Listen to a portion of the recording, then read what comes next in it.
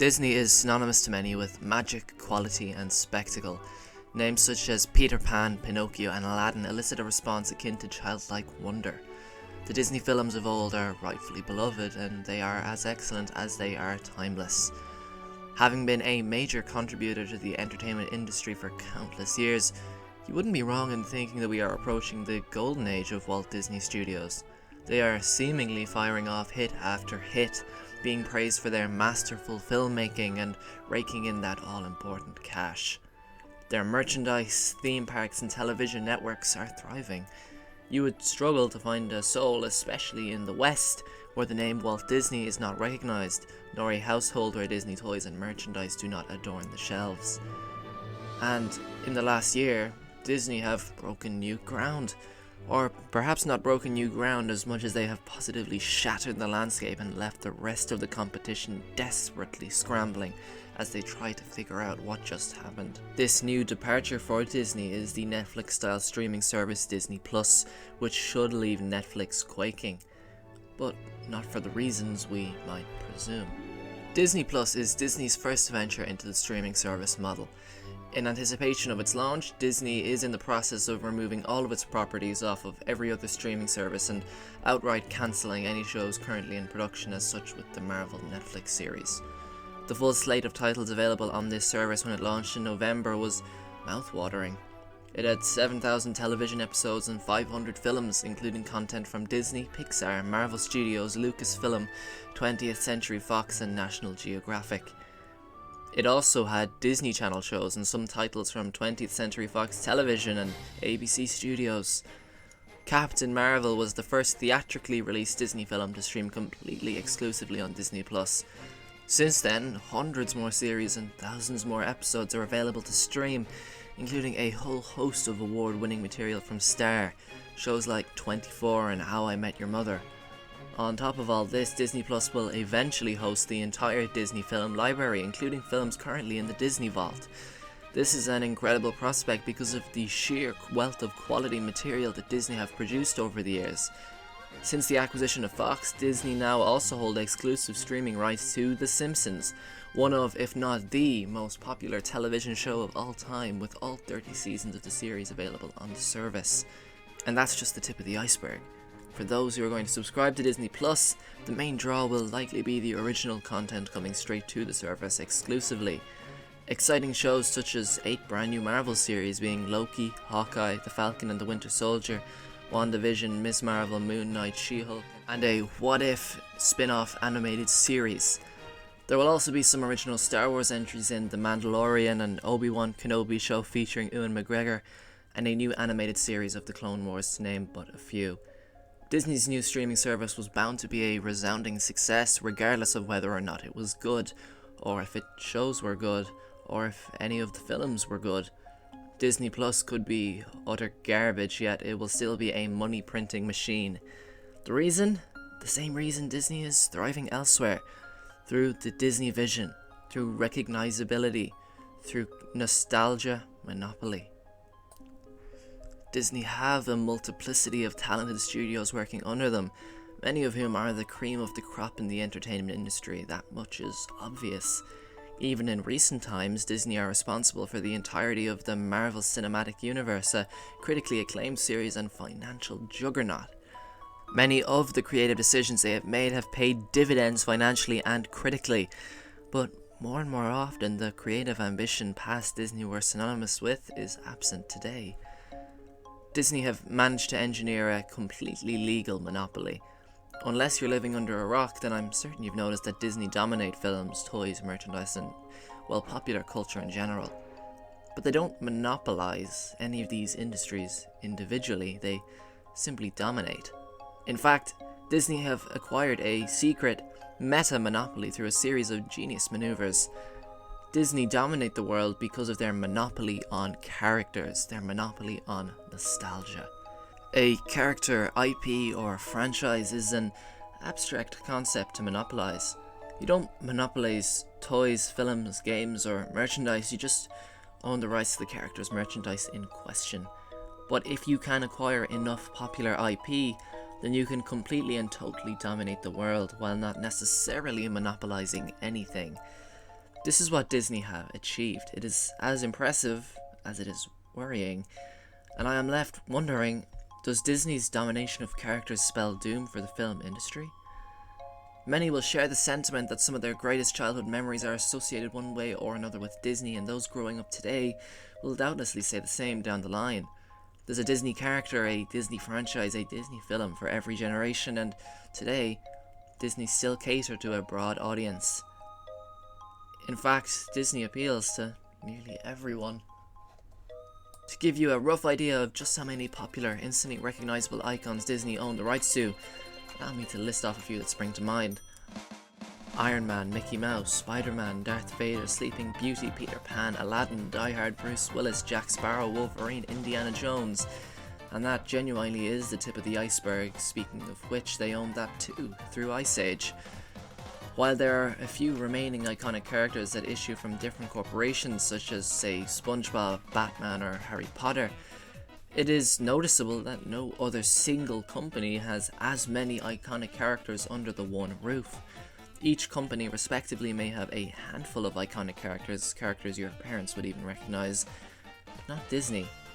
To show to what an extent Disney dominate franchises and characters, here are a few of the franchises that Disney now own. The Simpsons, Star Wars, the Avengers, including a deal with Spider-Man properties, the X-Men, the Fantastic Four, Disney Animation, and that includes Lion King, Frozen, Tangled, etc. Indiana Jones, Avatar, The Muppets, Pirates of the Caribbean, Winnie the Pooh, Alien, Predator, Die Hard, Deadpool, Ice Age, Kingsman, Planet of the Apes, Pixar, which is opening up a whole other can of worms, but to name a few, that's Toy Story, WALL-E, and Up. And that's barely scratching the surface. There are many other older films and non-franchise films that Disney now owns, such as Titanic, Independence Day, or Home Alone, which they can now remake, refine, or add to using characters and rights that they now own. That was a very long list, but it really illustrates the breadth and range of the character monopoly Disney have created. I mean, even their less popular characters have cult followings and a popularity that would dwarf that of the most popular characters of any other studio. I mean, compare the iconic image of Macaulay Culkin screaming, hands pressed against his face from Home Alone, to one of Warner Brothers' most popular characters, the superhero Flash. Both are very recognizable, but if you ask a passerby on the street to identify one of them, the results would not be as conclusive or favorable as Warner Brothers would hope, considering The Flash is one of their flagship IPs and Home Alone hasn't had a sequel in years. Warner Brothers superheroes are iconic, but the fact that the competition could even be considered close in terms of recognizability between a franchise Disney barely supports and one of Warner Brothers' flagship icons is a testament to the unparalleled wealth of IP Disney hold at their disposal. It is for this reason that Disney are thriving even though they shouldn't. Cinema attendance is dwindling, yet Disney are breaking box office records year after year. This may seem like a contradiction, but I do believe there is clear rationale behind the Disney franchise phenomena. The everyday person clearly does not have the same intentions as they used to simply go to the cinema for the sake of going to the cinema. In fact, nowadays pirates run rampant on the internet, and through Netflix and the influx in large TVs, entertainment is not hard to come by. It will take something unique or somewhat special to drag people out to the cinemas, which is what Disney have capitalized on. Big names, bombastic trailers, world-renowned, globally adored characters. In a word, manufactured blockbusters. People want to go to the cinema to watch Aladdin or Star Wars for the established franchise because it's a big deal. The name alone, regardless of quality, manages to pull people who wouldn't otherwise go to the cinema to the cinema. Look at the biggest movie of, well, really any year income-wise, Avengers Endgame. Anyone was going to see this movie. The hype for this film was unprecedented, and the amount of discussion regarding the film both offline and online was unbelievable. It was an event that transcended cinema. It was a massive global cultural phenomenon. While it was an excellent superhero film, even fans can't argue that Martin Scorsese does have a point in regards to these films being more akin to theme park rides rather than highbrow art, even if such a sentiment is a tad harsh. It seems, however, and excuse my cynicism, that For the many creative, ambitious projects to come from Disney, there are equal numbers of unambitious projects designed specifically to ride on the coattails of something else, essentially using recognizable characters to pull people into the cinema. Now, ambition does not necessarily equal quality. Yes, movies can be a good time even if they're unambitious. A brilliant example being Star Wars The Force Awakens, a creatively unambitious film that I personally really enjoyed, and which also performed well critically. But when there are so many, even too many, unambitious films doing so astoundingly well, then we have a problem. In cinema, there can be too much of a good thing. This magnetic pull, regardless of critical reception, is true of many of Disney's films. Case in point, Captain Marvel. Captain Marvel sits on an average Metacritic rating of 64. At first glance, this may not necessarily be a bad score, but as you probably already know if you're familiar with the review cycle, in the modern day, above 95 is brain-explodingly good, 90 is amazing, 85 is great, 80 is good, 70 is okay, and anything below is average at best and bad at worst, by and large. What's more, on a ranking of the best Marvel films on Metacritic, Captain Marvel was awarded a dire 3.5 out of 10. This score is unquestionably bad. However, even if we were to say this film is good or average, which would, as a side, be my personal consensus, not bad, but good to average, this film was 4th on the UK box office statistics that year, and 4th again on the global statistics. Clearly, people went to see this movie, myself included, and they most definitely didn't go out in such astounding numbers for such painfully average reviews. For an average film to make so much money, beating out so many other critically acclaimed films, is bad for the consumer and creates a horrible precedent for Disney that they can just throw the Marvel logo on any old film and that it will make a ridiculous amount of money. It says to Disney that they need not really try anymore. It is, of course, important to point out, at the risk of stating the obvious, that by going to see an unambitious Disney popcorn flick, the consumer is choosing to watch said unambitious Disney film over what could potentially be another studio's labour of love, hurting the competition. Naturally, some may be thinking, why is this a bad thing? People choosing one film over another is the way audiences have and always will operate. Nobody wants to watch a bad film, and clearly people want to watch Disney. That's business. While, yes, of course, that's business on a purely financial level, Disney are deserving of all the praise one could possibly give. Their savvy financial decisions are not my concern. Some decisions companies make will pay off financially, but will hurt the consumer, hurt the overall quality of the art form, and that is what I fear will happen with regards to Disney's film and television productions going forwards. People are going to see films regardless of critical reception and because of the name value alone.